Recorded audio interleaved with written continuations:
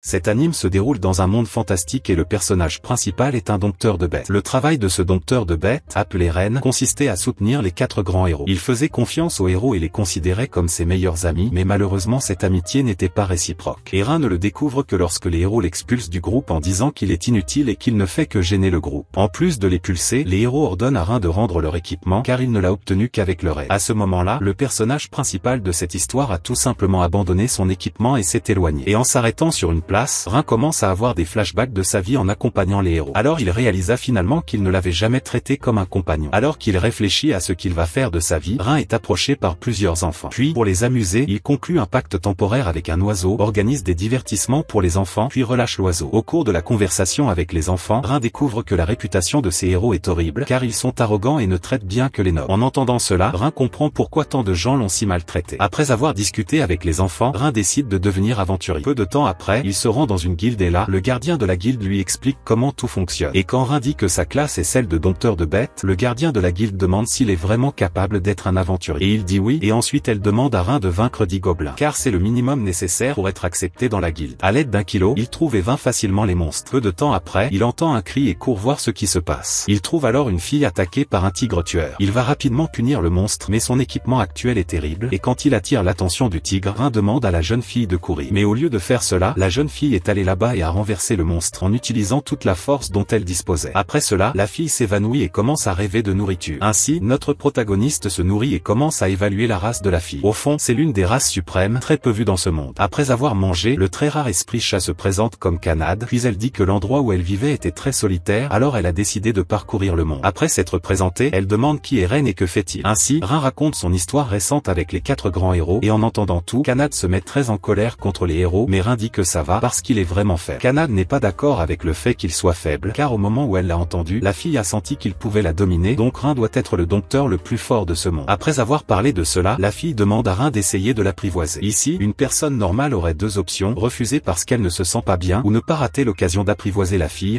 mais Ren ne pense à rien de tout cela et essaie juste de conclure un pacte avec la fille pour voir si cela fonctionne vraiment, et aussi incroyable que cela puisse paraître, le contrat a fonctionné. Ainsi, Kanade et Ren sont unis par un contrat. La chance de la fille est que Ren est un gars gentil et donc rien de mal ne lui arrivera. Dans l'épisode suivant, Ren a apporté les objets collectés à la guilde et a ainsi été accepté en tant qu'aventurier de rang F. À l'intérieur de la guilde, Ren a accepté d'accepter certaines demandes et Kanade était enthousiasmé. Sorti de nulle part, un homme commence à harceler la partenaire de Ren, simplement parce qu'elle est un esprit chat. Et au moment où le gars dit qu'il est meilleur que Ren pour suivre, elle se met en colère et dit que Ren est beaucoup plus fort parce qu'il l'a apprivoisé. En entendant cela, l'homme commence à dire qu'un gamin comme celui-là ne serait pas capable de dominer une espèce suprême. Pour prouver que Ren est faible, l'homme l'invitait à un bras de fer, pariant sur la fille, et Ren accepte le bras de fer. Heureusement, il a gagné le bras de fer très facilement, mais s'il la perdait, genre, le gars avait parié sur la fille sans ticket propre, sinistre. Peu de temps après, le gardien de la guilde a donné une allocation au harceleur, puis Kanade a expliqué à Ren que, lorsqu'une personne conclut un pacte avec une espèce puissante, la force du dompteur de bêtes a tendance à être amplifiée. Grâce à la fille, Ren est devenu aussi fort qu'un esprit chat. Après avoir expliqué cela, Kanade dit qu'elle était très heureuse d'avoir été utilisée comme objet dans un pari, et Ren dit qu'il est tout à fait normal que les hommes parient sur des filles en échange de rien. Un peu plus tard, ils partent tous les deux en mission de rang F, et Kanade s'énerve car elle veut se lancer dans une grande aventure. Sorti de nulle part, Kanade détecte quelque chose d'étrange et ils se rendent sur place pour voir ce qui se passe. Un peu plus loin, ils aperçoivent plusieurs bandits menacer un vieil homme. Kanade envisage d'aller chercher de l'aide, mais Ren décide d'aider le vieil homme avant qu'il ne soit tué. Cela dit, ils arrivent en battant plusieurs ennemis. Au milieu du combat, Kanade révèle qu'elle avait peur que Ren ne contrôle pas la force qu'il a reçue, mais après l'avoir vu battre tout le monde, elle est enfin capable de lui faire davantage confiance, sachant qu'il en est désormais capable. Non seulement cela, mais elle rougit aussi. Après avoir été sauvé, le vieil homme dit avoir contrôlé les gens pour le protéger, mais ceux-ci ont fui lorsqu'ils ont réalisé qu'ils étaient désavantagés. Peu de temps après, le vieil homme leur demande à tous les deux de s'échapper, car les chefs de ces bandits ne pardonnent à personne qui les dérange. En entendant cela, Ren décide de capturer tous les bandits, et sur le chemin des cachettes, Kanade demande s'ils peuvent s'en occuper. Puis un certain Ren dit qu'il a un plan. Arrivant des cachettes des ennemis, l'esprit chat est triste, car un écureuil a trouvé la cachette avant elle. Et le grand plan de Ren pour attraper les méchants est d'utiliser une abeille spéciale qui peut endormir une personne jusqu'à 12 heures. Avant d'agir, il demande à Kanade de se rendre à la guilde et de lui demander d'envoyer des aventuriers et l'ordre des chevaliers. Lorsque la jeune fille part chercher de l'aide, les abeilles dont Ren a besoin arrivent et il passe à l'attaque. De l'autre côté de l'écran, l'histoire montre les héros fuyant les méchants. Non seulement cela, mais 2 filles rejetaient toute la responsabilité de leurs erreurs sur le nouveau dompteur de bêtes qu'elles avaient obtenu. Ce dompteur est irrité contre les héroïnes car il les avait prévenues qu'il ne savait pas se battre. Mais les 2 filles se plaignent aussi du nombre d'animaux qu'il apprivoise. Ainsi, cet homme dit qu'un dompteur ne peut apprivoiser qu'un maximum de 2 ou 3 animaux en même temps. Et s'il essaie de faire plus que cela, son cerveau pourrait finir par griller. Pendant que le gars disait cela, Rin apprivoise un essaim d'abeilles et de retour au groupe de héros. Après avoir entendu le rapport de ce dompteur, les héroïnes ont commencé à se demander comment Rin avait pu prendre si facilement des dizaines d'animaux du soleil. Et comme ces héroïnes sont attardées, elles arrêtent de penser à l'évidence et décident de forcer le dompteur à se blâmer pour leur échec, et lorsqu'il est menacé, le gars s'enfuit effrayé. Pendant ce temps, le plan de Rin contre les bandits fonctionnait. Peu de temps après, il relâche les abeilles et Kanad apparaît avec de l'aide. Les seuls qui sont venus aider étaient les aventuriers, mais tout s'est bien passé puisque Rin avait déjà paralysé tous les ennemis. Et quand Rin remerciait Kanad, le rein des lézards est apparu et pour une raison quelconque, ces lézards de Rance étaient hors de contrôle. Alors Rin et Kanad ordonnent aux aventuriers de battre en retraite et entreprennent de vaincre les lézards. À ce stade, Rin lui-même reconnaît que s'il n'y avait pas Kanad dans sa vie, il n'aiderait probablement pas les gens. Quelques minutes après avoir été seul face aux lézards, ils reviennent sains et saufs et tout le monde est content et Rin remercie encore Kanad et dit qu'avec elle à ses côtés il se sent capable de tout. Après avoir accompli ses exploits, Rin fit reconnaître ses actions dans le guide des aventuriers. Grâce à cela, Rin a obtenu une promotion spéciale au rang et une grosse somme d'argent. Big Zanaï est allé et a acheté du nouveau matériel, a emmené Kanad pour célébrer leur succès et finalement ils ont tous deux installé un endroit pour dormir et comme ils n'avaient qu'une seule chambre, Rin a essayé d'aller camper dehors mais Kanad ne pouvait pas le lui permettre. Fait ça, Rin demande alors à Kanad de ne plus faire confiance à personne parce que les gens sont sales et en entendant cela, la fille dit qu'elle peut comprendre cela et c'est pourquoi elle sait que c'est une bonne personne. Et tout en pensant à sa vie depuis qu'elle a décidé de parcourir le monde, Kanad se souvient que Rin était le seul humain à bien la traiter et à ne pas la poursuivre par intérêt. Le lendemain, il reçoit pour mission de s'occuper d'une entité qui se bat avec quiconque tente de traverser un certain pont. Comme la récompense est de 5 pièces d'or, Rin accepte la mission et, en parlant aux personnes qui ont tenté d'accomplir la mission, tout le monde a refusé de donner des informations sur l'ennemi. Puis, en atteignant ce pont, Rin voit un gros dragon. Sorti de nulle part, le monstre se transforme en fille et demande une bataille. La fille dragon dit qu'elle cherche un bon combat et c'est pourquoi elle ne laisse personne traverser le pont. En entendant cela, Rin et Kanad décident de se battre. La fille dragon s'avance pour frapper le roi, mais celui-ci parvient à se défendre. Après cela, la rousse décide d'utiliser son souffle de dragon pour les attaquer. Son feu finit par brûler la queue de Kanad et avec colère, Kanad se lance, le coup entre les deux fluides qui lui fait tellement chaud. Alors Rin décide d'essayer de faire quelque chose. Mais la rousse parvient à les retenir tous les deux en même temps, à les vomir et à les attaquer avec la magie du feu. Heureusement, les deux personnages se sont entraidés et ont réussi à échapper à l'attaque. Après cela, Rin croit toujours qu'ils peuvent gagner. Alors, il demande à Kanad de tenir le dragon pendant quelques minutes. Alors il se rend dans un endroit calme et commence à se concentrer sur l'apprivoisement de quelques oiseaux. Quelque temps plus tard, il parvient à invoquer une légion de ces animaux. Une fois cela fait, il envoie tous les animaux attaquer cette fille dragon. Elle fait fuir les oiseaux, mais ce qu'elle ne savait pas, c'est que ces oiseaux sont venimeux et en rassemblant le venin de plusieurs de ces oiseaux, Rin a pu paralyser un dragon. Après avoir été paralysé, la rousse abandonne. Après cela, Rin lui demande de l'accompagner. La fille dragon demande s'il va essayer de la vendre ou quelque chose du genre, puis il répond qu'il veut juste parler et lui demander de ne plus bloquer le passage d'un pont aussi important. Peu de temps après, Rin se rend à la guilde, l'informe de tout ce qui s'est passé et la préposée de la guilde dit qu'elle ne lui donnera la récompense qu'une fois que la guilde aura confirmé que le travail est terminé. À ce moment-là, ce qui rendait le plus méfiant le gardien de la guilde était la présence d'une fille aux cheveux roux avec des cornes de dragon à côté du roi. Rin dit que la fille porte juste un cosplay, mais les dragons aiment attirer l'attention. Et puis, juste au moment où la jeune fille ouvrait la bouche pour se présenter, Rin ferme la bouche et quitte la guilde. Même en la retirant de la guilde, la fille dragon n'abandonne pas de demander aux gens de se battre avec elle et elle n'arrête pas non plus de montrer ses parties de dragon. Alors, pour éviter que ce dragon n'attire l'attention, Rin et Kanad l'emmènent au milieu de la forêt et là ils demandent pourquoi les aventuriers vaincus ne leur ont pas dit qu'ils les avaient vaincus. Ensuite, la rousse raconte que les aventuriers avaient honte de se faire tabasser par une jolie fille, alors ils se sont tus. En fin de compte, Rin a demandé à la fille dragon d'éviter de causer des problèmes aux gens et en entendant cela, la fille dragon dit qu'à partir de maintenant, elle voyagera avec le roi car elle pense que voyager avec lui ne sera pas un bon entraînement. Seulement ça, mais elle l'aimait bien pour l'avoir vaincu et il lui a également évité des ennuis à la fin. Même si Kanad n'en était pas très content. Les deux personnages principaux finissent par accepter et pour accompagner le roi, le dragon rouge appelé Tanya demande à Rin de passer un contrat avec elle. Évidemment, le gars accepte de signer le contrat et finalement Tanya commence à appeler Rin son maître. Rien que sur ces deux filles, Rin a déjà passé la chance de sa vie. Au cours de la nuit, l'histoire montre que la vie des héros après avoir été séparés de Rin est devenue de la merde. Chaque jour ils souffrent, transportent des choses et ne parviennent jamais à retrouver leurs ennemis. Pour résoudre le problème, le chef des héros décide de rappeler Rin dans le groupe, mais il compte bien l'abandonner à nouveau dans le futur. Dans la chambre d'hôtel, les deux filles de race suprême se disputaient pour savoir qui dort sur le côté du lit où l'on peut voir Rin dormir. Après avoir apprivoisé deux races suprêmes et reçu une partie de leur pouvoir, Rin a continué ses tâches de guilde de Baran. Cette fois, la guilde lui a demandé d'éliminer quelques slims. Kanad trouve les slims trop faciles à gérer, mais elle n'aime pas devenir morveuse. En découvrant cela, Tanya se sent supérieure car elle peut les éliminer à distance grâce à ses pouvoirs de dragon. Après avoir éliminé quelques slims, Rin décide de chercher d'autres monstres. Cette fois, il décide d'utiliser une méthode dans laquelle il transfère une une partie de son âme dans le corps d'un animal. Cela finit par lui permettre de contrôler le corps d'un petit oiseau. Rin pense que n'importe quel dompteur de bêtes peut le faire, mais les deux filles disent que Rin est en fait assez spécial pour être capable de faire ça. Après avoir cherché, Rin et son groupe trouvent un grand nombre de slimes. Sortis de nulle part, Tanya demande à Rin d'essayer d'utiliser l'un de ses sorts faibles contre les slimes. Lorsqu'il fait cela, une boule de feu géante finit par sortir. Rin ne comprend rien, mais Tanya explique que le pacte qu'il a conclu avec elle lui a conféré les capacités magiques d'un dragon. Maintenant que Tanya l'a montré, elle veut qu'il entraîne sa magie sur les slimes. Rin s'excite même, mais il finit par souffrir